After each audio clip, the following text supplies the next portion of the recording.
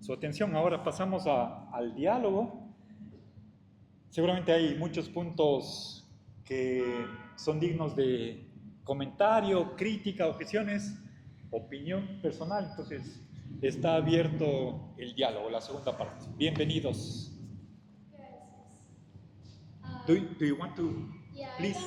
I got a question that I would like to discuss after I read the paper beforehand.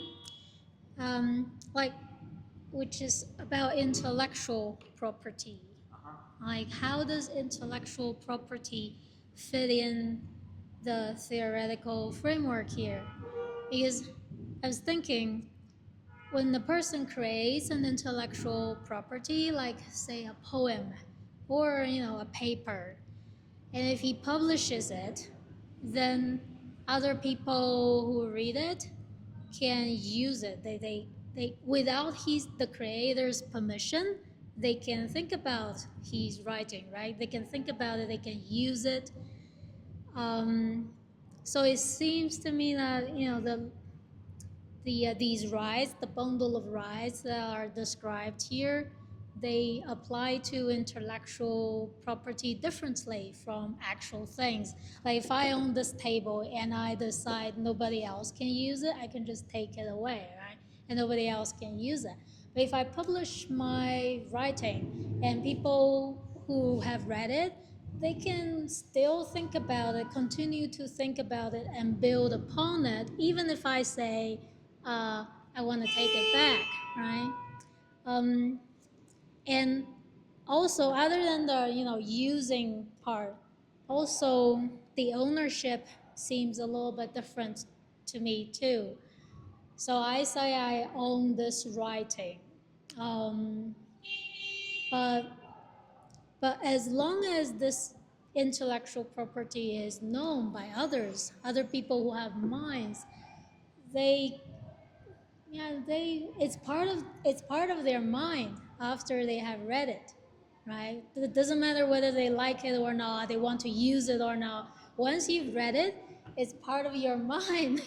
uh, so because in the end, my writing is not that thing on that piece of paper, right? Because I can put it on this piece of paper and I can put it on the screen. It's not actually those letters, it's my thinking, right? Um, so the ownership to that piece of thinking, that seems very a strange thing, but at least different from my ownership to something like a table or a house, right? So I was wondering how intellectual property fits in the theoretical framework described here. Yeah? Thank you. Well, please allow me to speak in English for just to answer Sikian. Well, perhaps I wish I were a lawyer to answer you properly, but within the confines of the discussion made in the article by these two authors, I would say that the use that anyone could do about a piece of theory must be according to certain restrictions or limits put by the copyright. In one sense, it means that you cannot appropriate an idea honestly without mentioning the author. For example, if you are writing a paper and you quote 5 words or one line of a text that does not belong to you, that is not permitted. You have to acknowledge who is the author of those 5 words of one line. This is why you need to have a reference. Yeah, you are obliged to put between quotation marks and acknowledge that the owner of that idea is such and such. Otherwise, you are violating intellectual property. Yeah?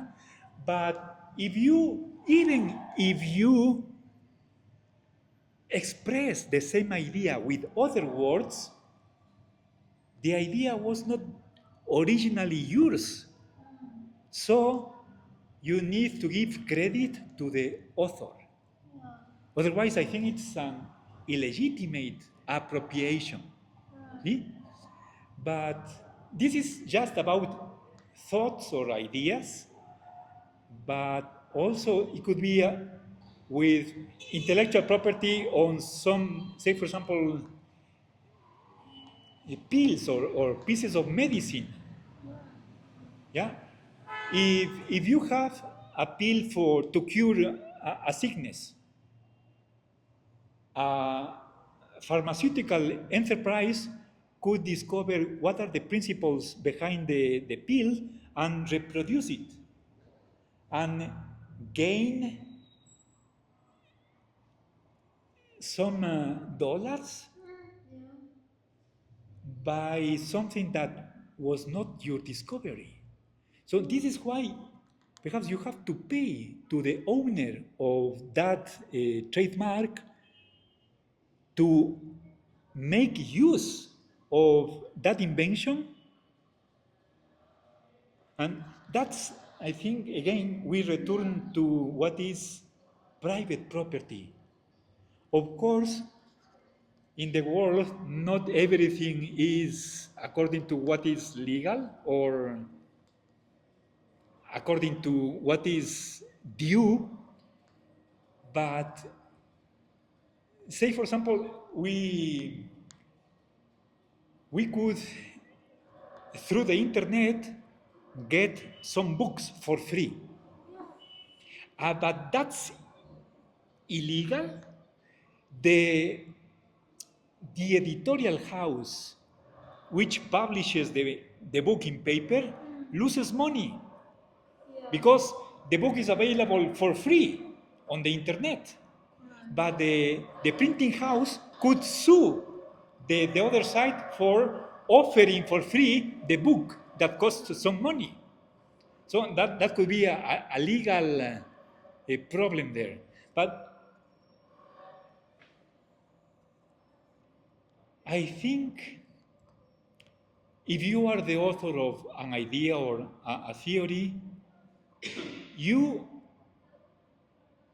should, other people who want to make use of your ideas should have some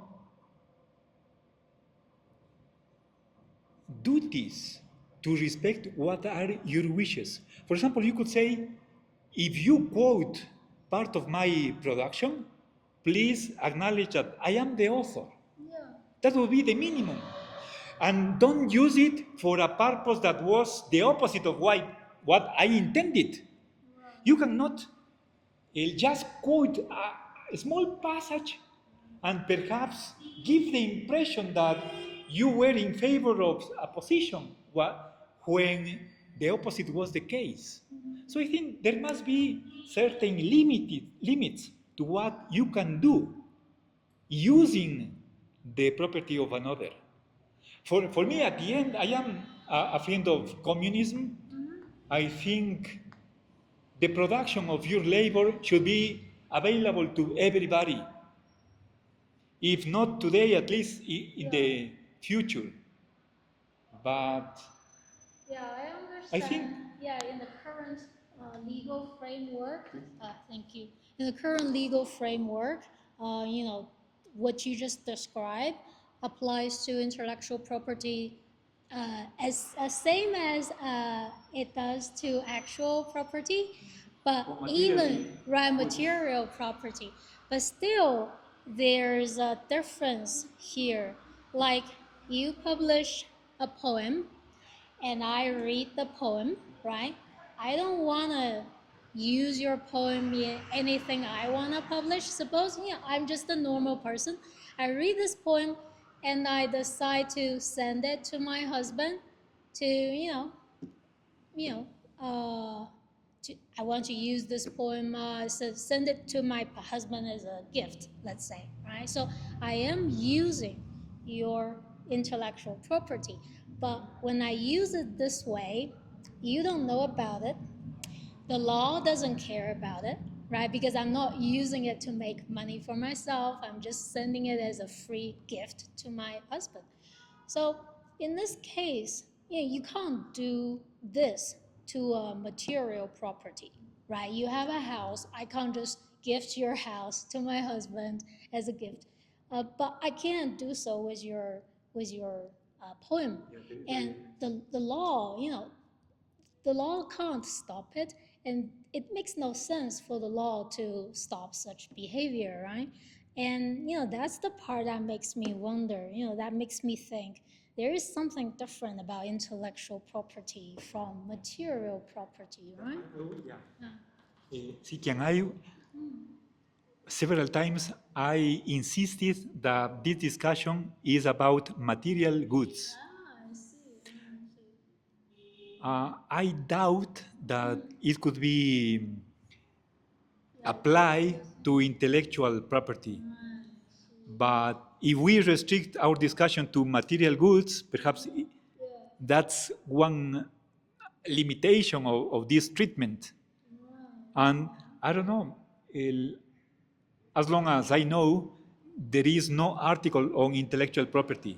I acknowledge there must be a huge problem there, but if you want to talk about Spanish. Sí, gracias. It made me think about cultural appropriation also. Me hace pensar en la apropiación cultural también.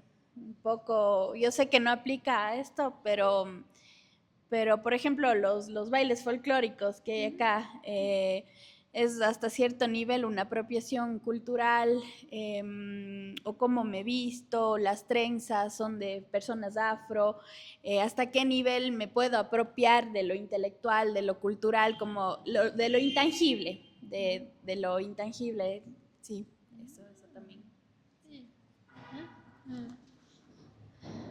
No answer. No tengo ninguna otra respuesta, pero una cosa que mencionó Sikian, yo puedo hacer uso de algo intelectual sin pedir permiso al autor original, a menos que sea con ánimo de lucro. Porque si es que yo voy a ganar algo vendiendo esa idea o esa teoría, sin reconocer que debo pasarle algo al dueño que lo creó, quizás ahí le estoy perjudicando. No estoy seguro y creo que rebasa los límites de lo que fue aquí esta lectura para el día de hoy.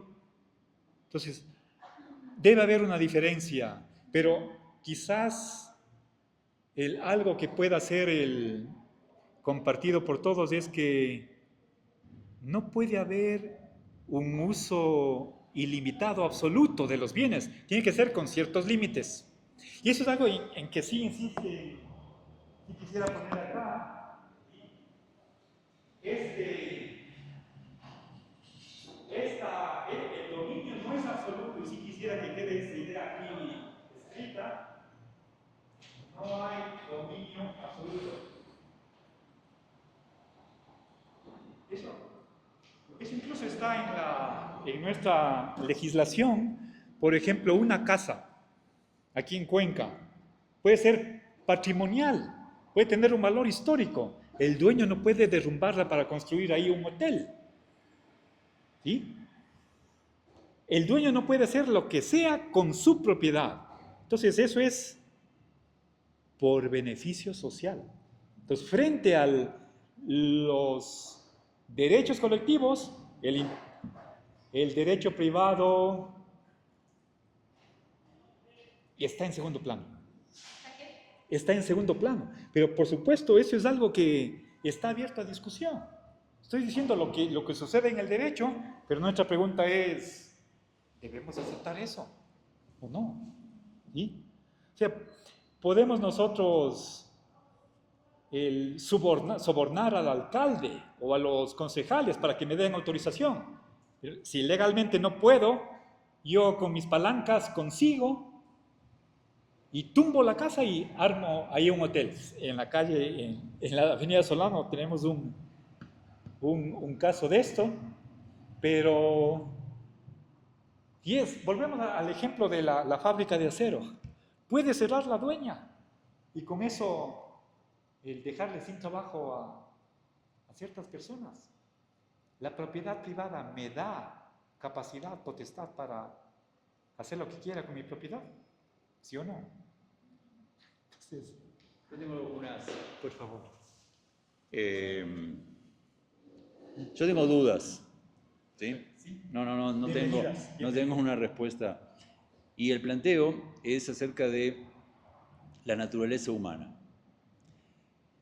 Hemos visto a través de la historia que se puede decir que hay cierto progreso en cuanto a el lugar de la moral que ocupa en el ser humano y en las sociedades. Desde la esclavitud, que era algo común, aceptado, bueno, hoy no es aceptado. Llamemos a eso progreso. No obstante, en toda esta historia también ha habido altos y bajos, y hasta hace no mucho tiempo hemos sido testigos de atrocidades, que podrían decir, bueno, es un retroceso. Paralelamente, a efectos de poder tener esa convivencia, ese orden, esa moral, ha habido cierta imposición de entes reguladores, llamémosle en su momento religión, los 10 mandamientos, qué es bueno, qué es malo, gobiernos, instituciones, etc.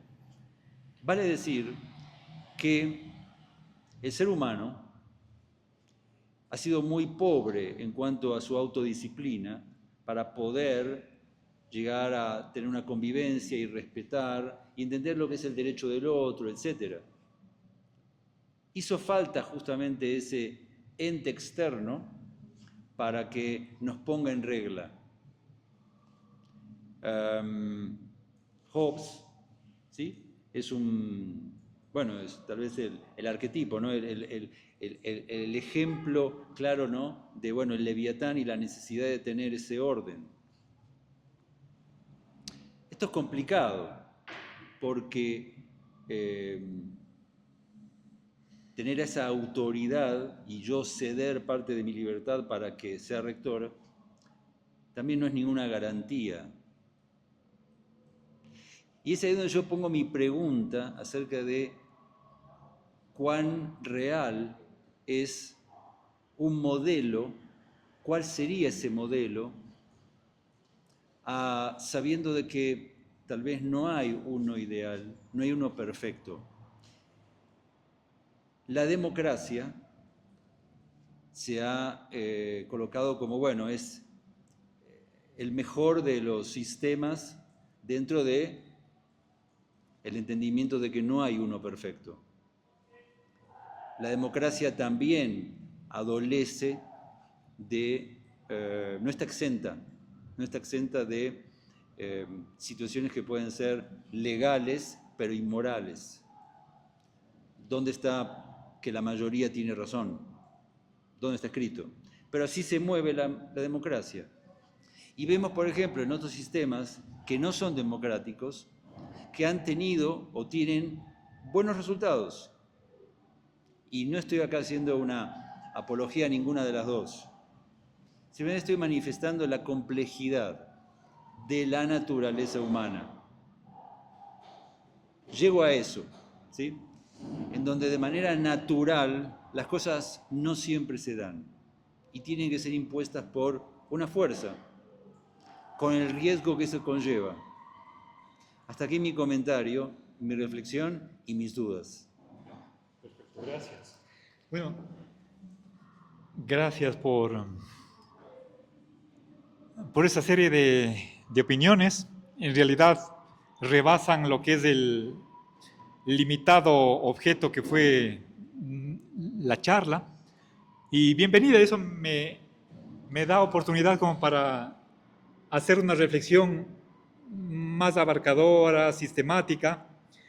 Yo diría lo siguiente: como respuesta a los varios puntos comunicados, compartidos por usted, Claudio. A ver, vivimos en sociedad.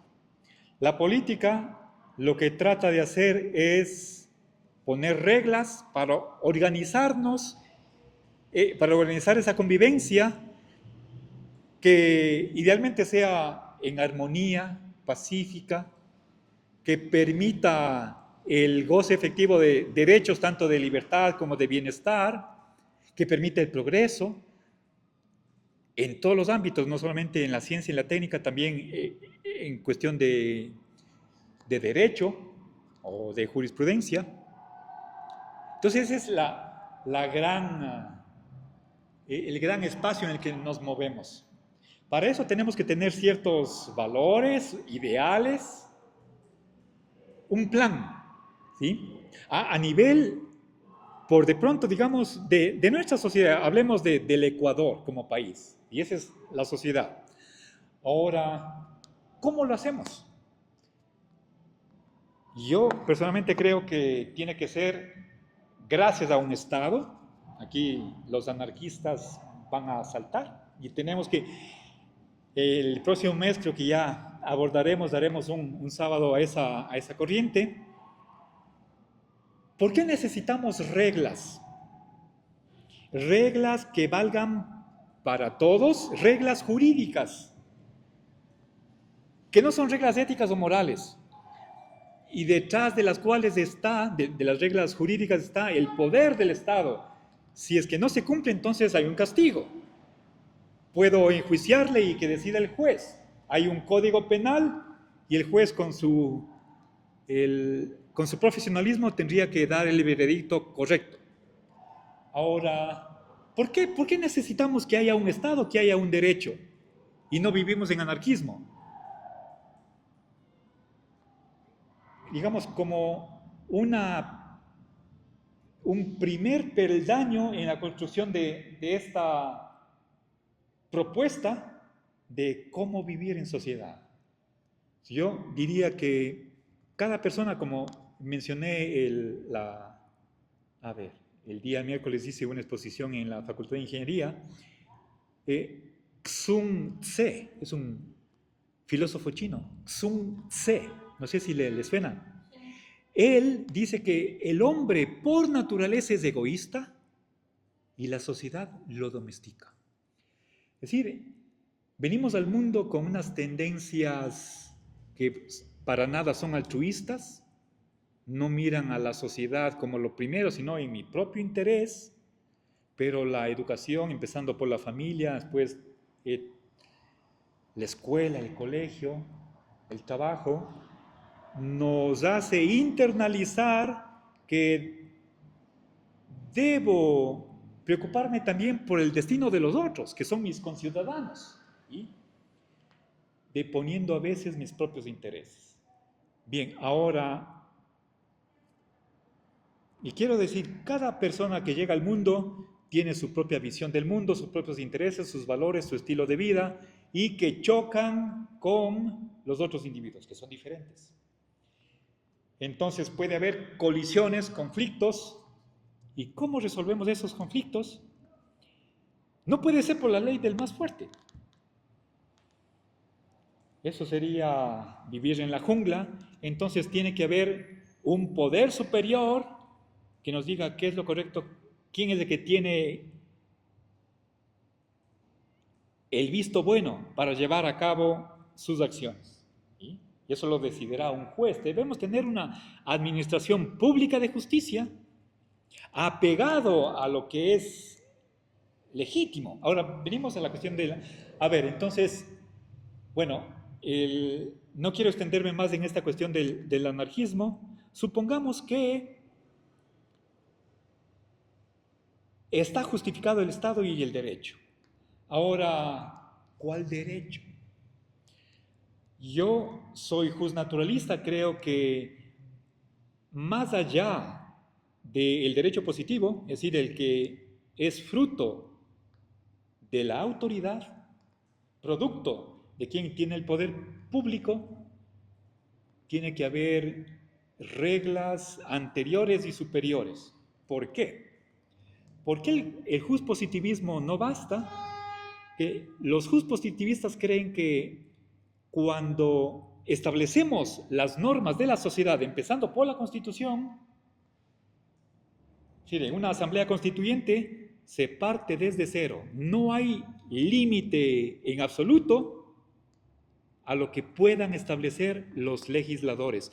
Toda norma es simplemente el resultado de una decisión de quienes siguen un procedimiento para producir leyes, pero más allá de esos límites procedimentales no hay ningún contenido que pueda restringir lo que pueden establecer o determinar los asambleístas constituyentes. Ni siquiera los derechos humanos. Los derechos humanos serán producto de ese procedimiento de la Asamblea Constituyente. Si es que los asambleístas deciden no reconocer derechos a las mujeres, eso es lo que nos va a regir. ¿En base a qué podríamos reclamar que los derechos de las mujeres tienen que estar reconocidos en la Constitución? Podríamos decir la moral, pero la moral no tiene un poder frente al derecho. Son dos sistemas normativos separados, independientes. El derecho no está subordinado a la moral.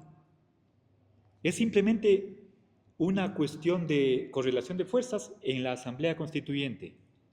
Eso es lo que piensan los positivistas, pero entonces ahí nos topamos con el problema de que si toda ley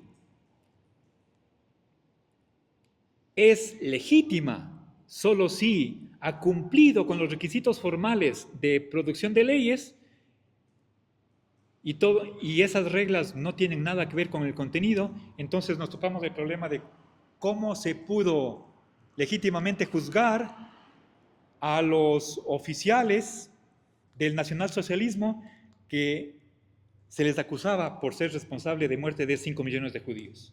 Ellos decían simplemente estaba cumpliendo órdenes. El ordenamiento jurídico nazi me permitía, entonces fue legal. ¿En base a qué me están reclamando? Si actué de acuerdo a la ley de mi país, que fue producida de acuerdo a ciertas normas. Entonces, ante ese problema, un autor, Gustav Radbruch, que hasta ese momento era positivista, creía que cualquier producto legal, con tal que obedezca cánones procedimentales, es correcto, debe tener vigencia jurídica, cayó en la cuenta de que por encima del derecho positivo tiene que haber una norma superior, el derecho natural. Y Gustav Radbruch se convirtió al justnaturalismo, viendo la legitimidad del juicio que le hicieron a los oficiales del nacionalsocialismo. Entonces, no todo está permitido. ¿Sí? Podemos nosotros criticar una ley desde una plataforma que está por encima de ella y que realmente está posibilitando que entre en vigencia jurídica. Entonces, si no hay derecho natural, perdemos el único fundamento válido para criticar o censurar, desaprobar ciertas normas que están producidas de acuerdo con los cánones que rigen en esa sociedad. ¿Sí? Entonces yo me declaro justnaturalista. ¿Sí? Ese sería mi segundo paso. Primero, voy contra el anarquismo, admito la legitimidad del Estado y su derecho. Ahora, ¿qué derecho? No solamente el positivo, tiene que haber un derecho natural. ¿Y cuál es la base de ese derecho natural? El bien común. O sea, no puede ser que tengamos esa visión que ya fue discutida por Platón, la de Trasimaco, que en cada sociedad simplemente rige la ley del más fuerte, y esa es la opinión que tienen los marxistas actualmente, creo que históricamente en parte ha sucedido sí, pero también tendríamos que ver que la ley no solamente es un instrumento de la clase dominante, sino que también favorece a todos. Entonces, si damos paso a esta visión, entonces podríamos hacer nosotros, aprovechando esos resquicios que nos da la ley para mejorar la calidad de vida de todos, ir transformando el derecho, las funciones del Estado, caminando hacia lo que nos dicte el derecho natural, el bien común, y por lo tanto entrando en ese progreso normativo jurídico, que no es simplemente un capricho o un arbitrio de la clase dominante, sino que la obligación de la autoridad es la de velar por el bien común y no solamente por una parte de esa sociedad. Por supuesto, estamos en camino de tener esa conciencia de que no puede ser que el gobierno solamente favorezca a los ricos, a los 1.000 millonarios, y que el pueblo indigente se las arregle como pueda. Entonces, creo que poco a poco, cada vez la conciencia pública, ¿sí?, se da cuenta de que la legitimidad del gobierno tiene que ser principalmente la de producir leyes que favorezcan al pueblo, de que el Estado ofrezca servicios públicos que hagan efectivos y reales el goce de los derechos de bienestar y así poder avanzar. Pero estamos a paso de tortuga.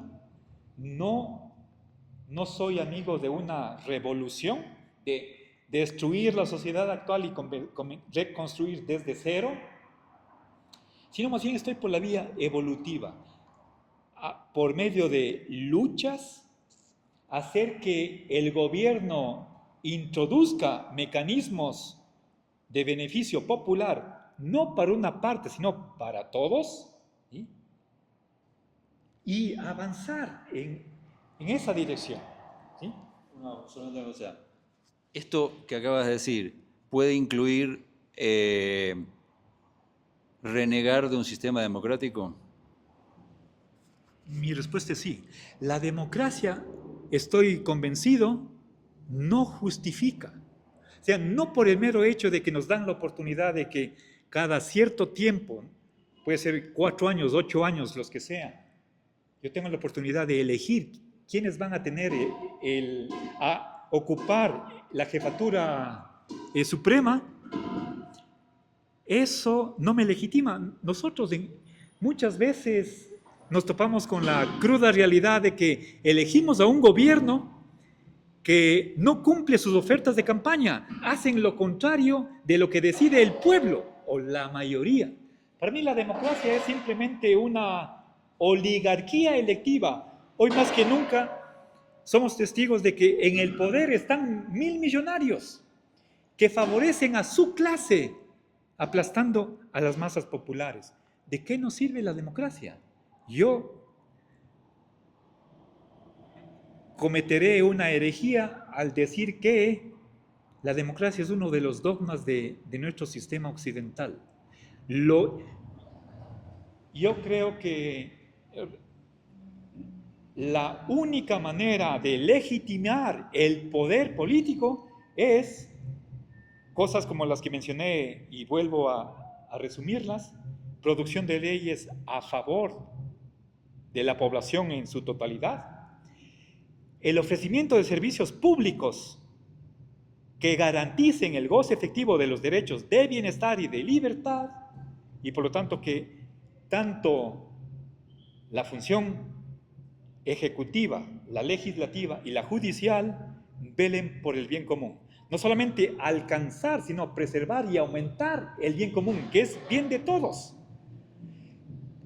un gobierno que no cumple esta función de velar por el bien común deja de ser legítimo y la colectividad adquiere el deber o la obligación de derrocar, de deponer a ese gobierno que no está cumpliendo sus funciones para las cuales está ahí. Por lo tanto, yo aceptaría un gobierno que se tome violentamente, con las armas, con sangre, con violencia, el poder, y una vez llegado allá, empieza a hacer obras públicas, de trabajo, vivienda social, seguro social, salud, educación, para todos. Entonces, tiene la legitimidad, aunque no sea democrático. Entonces, para mí la democracia es uno de los dogmas, uno de los dos dogmas, el otro es de la propiedad privada. Entonces, estoy contra esa, pero no soy revolucionario, ¿sí? A diferencia de tantísimos otros pensadores, sobre todo en el campo marxista. Estimado Marcelo, bueno, primero yo quisiera señalar que yo le veo a la filosofía justamente como este ejercicio radical de libertad, ¿no? O sea, desde la filosofía no hay tema que no pueda ser estudiado, sobre el cual no se pueda reflexionar, ¿no? Quiero también decir que me viene mucho a la mente el concepto de obstáculo epistemológico de Bachelard, ¿no? Justamente ¿Puedes explicar en qué consiste? sí, en el sentido precisamente de que siempre, en toda época, en toda sociedad, hay ciertas ideas, concepciones dominantes y usualmente las personas no pueden pensar fuera de ellas, ¿sí? Entonces, Una especie de paradigma. exacto, o más aún, o sea, ideas generalmente consideradas como correctas, aceptadas como tales, y entonces la gente muchas veces no cuestiona esas ideas porque así piensa la mayoría. Por ejemplo, podríamos poner este caso del bien común, ¿sí? Yo creo que sería difícil hallar a alguien que diga estoy en contra del bien común y yo abogo por el bien individual. Sin embargo, no sería nada raro que aunque la mayoría diga que está de acuerdo con el bien común, su actuación en la realidad sea, ¿no?, la búsqueda de su bien individual, ¿sí? O sea, hay divorcio entre lo que se dice y lo que se hace. Pero hay un sinnúmero de ideas, ¿no?, que es difícil incluso analizar, ¿sí? Ahora, el tema que aquí se ha tratado es terriblemente amplio. Justamente tú hablabas, ¿no?, por ejemplo, del asunto de la propiedad intelectual. Sí, bueno, al hablar de la propiedad habían tantas cosas, temas, subtemas que tratar.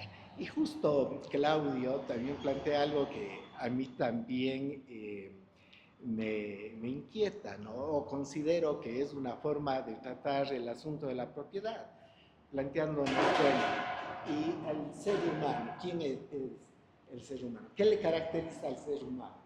El altruismo, la generosidad, el ser dadivoso, o le caracteriza el egoísmo. Pero yo iría ahí todavía un poquito más atrás, ¿no? Yo creo que todos los seres humanos, los aquí presentes, por ejemplo, tenemos que reproducir nuestras condiciones materiales de existencia, ¿sí? Esto no es algo electivo. Yo no puedo decidir no comer y seguir viviendo. Entonces, tengo presente la carta de las frases de despedida de Engels cuando entierran a Marx. Y él dice, el gran aporte que hizo este hombre se puede resumir en lo siguiente. Antes que un ser humano se ponga a pensar, a reflexionar o ser moral, lo primero que tiene que hacer es alimentarse, vestir, tener un lugar de cobijo. Entonces, por ejemplo, el egoísmo humano a lo mejor responde a este hecho, O sea, cualquier ser humano necesita garantizar que algún lugar que le cobije, que le proteja. ¿Sí? No puede vivir a la intemperie. Todo ser humano necesita alimentarse. Y entonces todo eso le conduce a qué? A ver por él mismo, ¿no? Porque si no ve por él mismo dejaría de existir. Pero esto no es una opción, pues no es una elección. Entonces, ¿cómo juzgar la propiedad independientemente de esta necesidad del ser humano de garantizar su existencia? Ahora, por ejemplo, aquí tenemos varias teorías de por qué alguien dijo esto es mío, ¿no? Pero hay una cuestión, una posibilidad de responder a este problema viendo lo que ha sucedido efectivamente en la historia. Por ejemplo, ¿qué pasó el 4 de octubre de 1957? Sí, la Unión Soviética, ¿no es cierto?, tuvo la capacidad de utilizar la órbita geoestacionaria, ¿no?, alrededor de la Tierra. ¿Sí? Pudo lanzar un satélite y lograr que este satélite no se pierda en el espacio, sino gire alrededor de la Tierra. Bien, entonces, esta órbita geoestacionaria, ¿de quién es propiedad? El 12 de abril, que es la fundación de Cuenca, pero de 1961, un ser humano asimismo logró viajar a la órbita de nuestro planeta y la ocupó, ¿no es cierto? ¿Sí? Fue Gagarin, ¿sí? El día de ayer, SpaceX se lanzó a la bolsa. Y tenemos aquí los datos, ¿no?, de cuánto dinero sí se obtuvo de la venta de acciones de SpaceX. ¿Quién le ha dado derecho a Elon Musk de ser una persona que utilice esa órbita y coloque satélites alrededor del espacio? Y ahí vendría la propiedad intelectual también, pero él ha tenido la capacidad, ¿no es cierto?, de hacer eso. Es curioso, la historia es que para colocar sus satélites de Starlink, Musk fue a Rusia y pidió que le vendieran cohetes para colocar sus satélites y le negaron. Y miren lo que pasó. Eso le obligó a qué? A construir su propio cohete, ¿no?, para lanzar sus satélites. Entonces yo creo que la historia nos muestra por qué alguien se apropia de algo, ¿no? Y ahí está, obviamente, esa capacidad, ese trabajo, el haber tenido esa iniciativa, el haber generado esa idea. Y obviamente del mismo modo que se puede tener éxito, también se podía haber fracasado, ¿sí? Entonces tampoco es tan sencillo, ¿verdad?, que en el capitalismo alguien propone un negocio, lo lleva a la realidad, se hace millonario y ya. No sucede eso siempre, ¿no?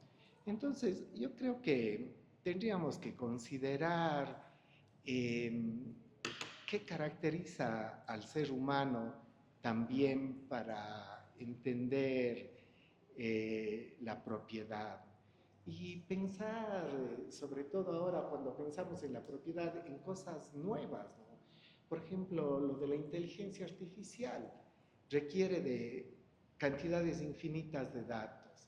La idea es que habrían, según un documental de la Deutsche Welle, 350 millones de personas trabajando para la inteligencia artificial y gente ganando $4 al día. Por ejemplo, personas que están presas en cárceles en Finlandia este rato, ¿no?, en jornadas de trabajo de un día, ganando $4 para subir, ¿qué?, datos. Entonces, quizás pensar, ¿no?, en que a lo mejor la propiedad no es algo malo, sino es algo positivo. Pero si la inteligencia artificial tiene, ¿no es cierto?, se alimenta de todos los datos que ha generado toda la humanidad, más bien reclamar que seamos propietarios también de eso y se nos reconozca, ¿no? Entonces, yo creo que el tema es demasiado amplio, complejo, y que podemos juzgar este asunto de la propiedad de formas nuevas también, ¿no? Distintas a las que históricamente lo han tratado. Ya. Gracias, querido Leonardo. Obviamente, una sesión de 2 horas no es suficiente para agotar ni siquiera 6 meses, 8 horas diarias, ¿sí? Entonces, aquí lo único que hemos topado es lo fundamental y ni siquiera eso hemos agotado. Ahora, he tomado nota de por lo menos unas 5 ideas que me permito aquí responder. A ver, tú mencionas una posible manera de justificar la propiedad privada. Ahora, creo que eso es lo principal. Has mencionado tú, por una parte, que hay necesidades de tipo biológico, y no solamente físicas, también hay una necesidad de, tú no utilizaste ese término, pero yo digo de autorrealización, de prosperidad, ¿sí? Has mencionado, y en eso simplemente creo que reiteras esa visión de que el ser humano es egoísta. Y ahora yo quisiera lanzar las siguientes ideas.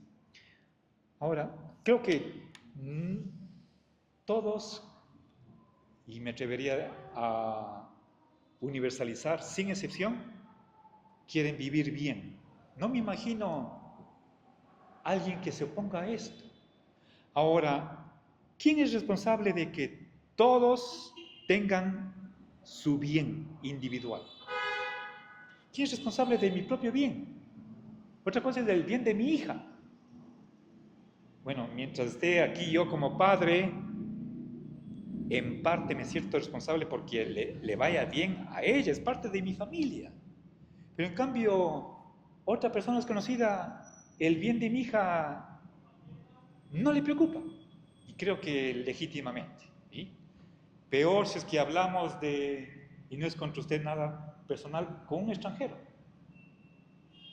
¿Ya? Quizás los ecuatorianos nos vamos a sentir unidos y queremos surgir todos juntos. Y por lo tanto, algo tendrá que ver con el bienestar de mi hija, aunque no sean familiares de ella. ¿Sí? Ahora, entonces, ¿quién debe ser el responsable del bien de cada uno? Los individualistas dirán, cada quien vela por sí mismo. Yo, desde un punto de vista colectivista, no puedo aceptar esa opinión, detrás de la cual están autores como Rawls o Philippe Petit. Y quizás me atrevería a decir la mayoría de los filósofos políticos son individualistas. Pero yo creo que llegamos al mundo con una deuda. Desde el momento de la concepción, al estar en el vientre de la madre, esa gestación está siendo posibilitada por la sociedad. Hay un servicio de salud que puede ser público, que puede ser privado, que van a permitir el que yo llegue al mundo. Entonces, desde la primera hora de nacido, estoy con una deuda con la sociedad. Yo recibo cosas, recibo favores, no solamente mi vida, mi propio ser, sino mi personalidad, mis dones y defectos, se los debo a los demás. ¿Sí? Todos nos aprovechamos de los servicios públicos. Puede ser que una empresa privada esté empleando a profesionales que han aprovechado la universidad pública. ¿Sí? Para movilizarnos del domicilio al trabajo estamos empleando una red vial que tiene semáforos, hay guardias. El pavimento o el adoquinado de las calles, eso es servicio público. Entonces creo que desconocer el aporte que hace la sociedad o el Estado para el bien de cada uno sería una gran ceguera. Yo creo que es obligación de la sociedad velar por el bien de cada uno. ¿Sí? Creo que ese es para mí uno de los cimientos, por supuesto, discutible. Nosotros, al momento de nacer, llegamos a una sociedad que preexistió a nuestra existencia individual. Y yo he dicho que soy un deudor y que tengo que devolver lo que he recibido. Me he beneficiado de ciertos derechos y como agradecimiento, como reciprocidad, por mutualismo, tengo que devolver por obligación natural aquello que la sociedad me ofreció. Entonces, y la sociedad tiene esa obligación de cuidar por los miembros, por sus miembros. Entonces ahí hay una relación bilateral. Tanto la sociedad como o el Estado, que para mí es lo mismo, tiene sus derechos y obligaciones con respecto al individuo y viceversa. El individuo, por ser miembro de la sociedad, tiene derechos y obligaciones con respecto a la sociedad. ¿Sí? De obedecer las leyes, de contribuir al bien común, por ejemplo, pagando los impuestos, ejerciendo un trabajo del cual saque provecho propio y también beneficio a la sociedad. Entonces, ese es un punto, yo creo que... Marcelo, permíteme ahí Ya. también añadir esto, ¿no? Pero mira, también el individuo contribuye a la sociedad. Porque mira, por ejemplo, toda persona que tiene su casa, ¿no es cierto?, cuando hacen la vereda, cuando pavimentan la calle, cuando hacen el alcantarillado, paga ese servicio público. No sé si equivale a la totalidad, pero paga. En nuestra ciudad, igual, recuerdo cuando construyeron el puente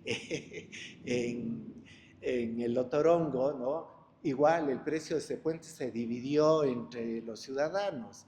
El parque lineal que tengo yo cerca de mi casa, igualmente es algo que han pagado los ciudadanos. Si una persona recibe $1,000, ¿no?, y todo lo compra con IVA, ¿no es cierto?, $150 pagas en IVA, ¿sí? Y si estás activo, pagas el impuesto a la renta. Y si estás activo, pagas para la seguridad social.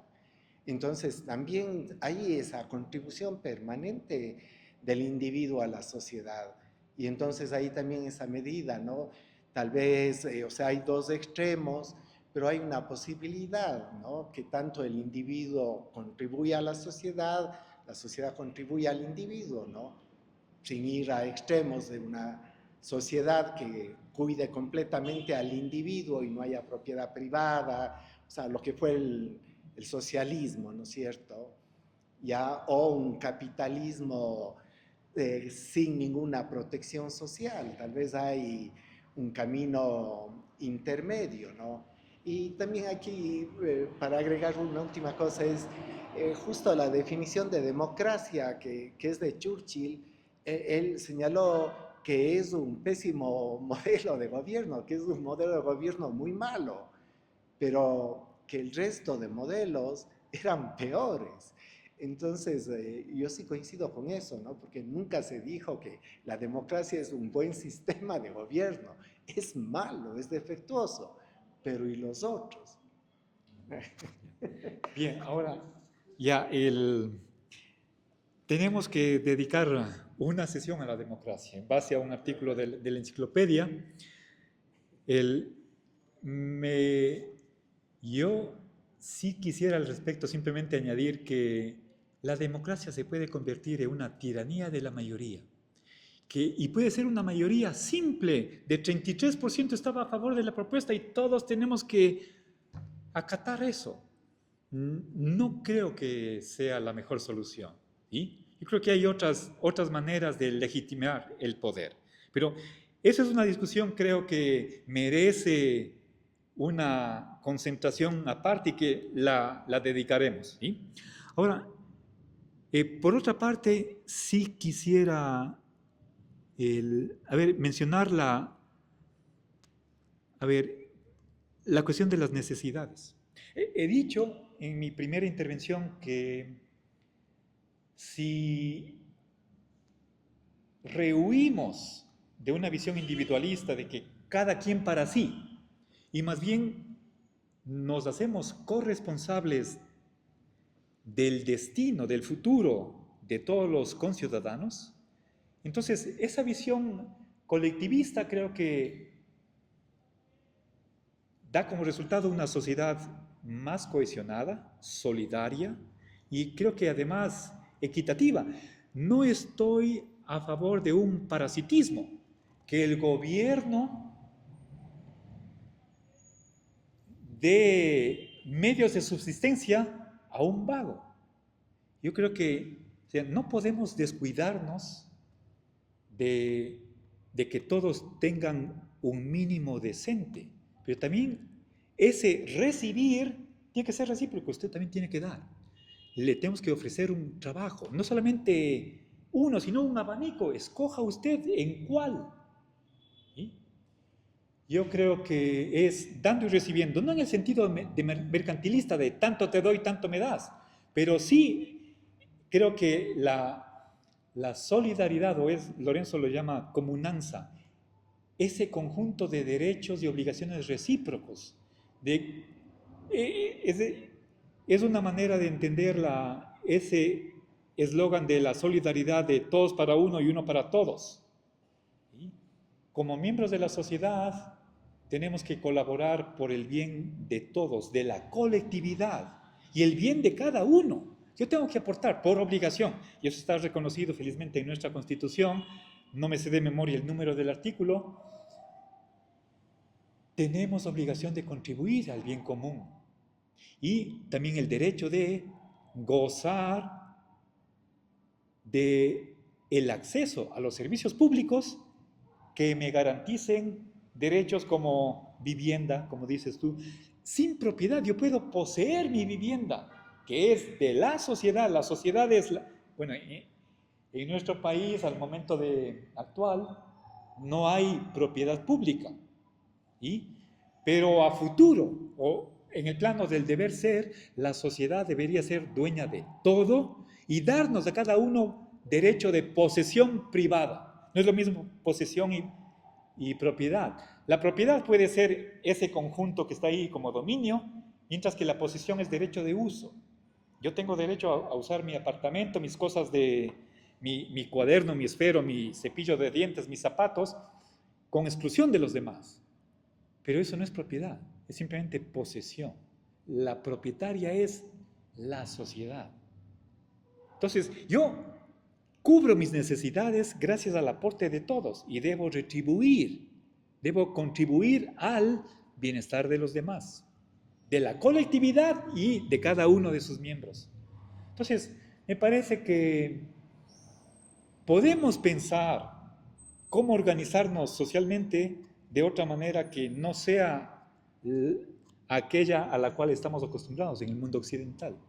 Por supuesto, es algo complejo, no puedo negar eso, que es un sistema de puntos, de nudos, cada uno de los cuales es problemático, pero cómo vivir, eso no va a depender de la voluntad, ni siquiera de la mayoría, sino que tiene que ser impuesto.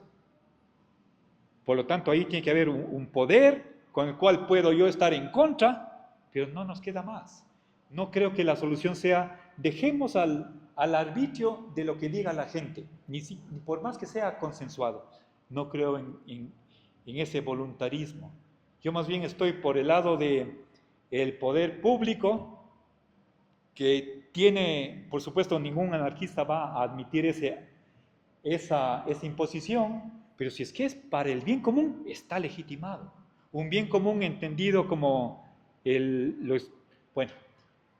como lo cree Lorenzo Peña, en sentido de que todos van a gozar efectivamente de sus derechos de libertad, muy importante, derechos, pero no solo de libertad, sino también de bienestar,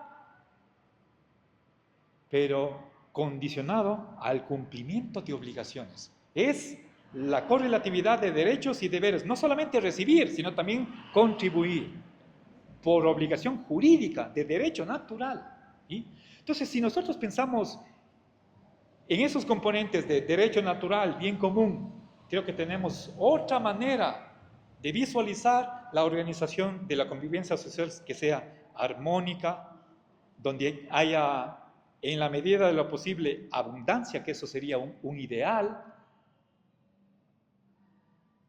donde que haya obviamente seguridad, prosperidad, incluso derecho al esparcimiento, que sea posibilitado por el Estado, que sea accesible a todos. ¿Sí? Entonces yo creo que es una visión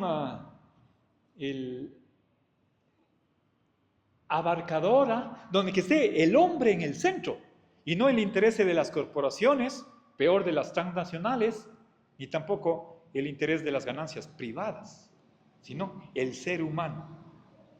Y la comunidad, en primer lugar, de la cual nos podemos nosotros beneficiar. ¿Sí?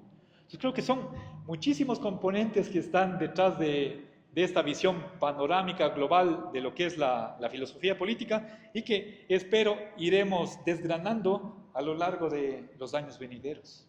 Entonces, bienvenidos a esta empresa común y adelante, ¿sí? Muchas gracias. Gracias. Un gusto, ¿sí?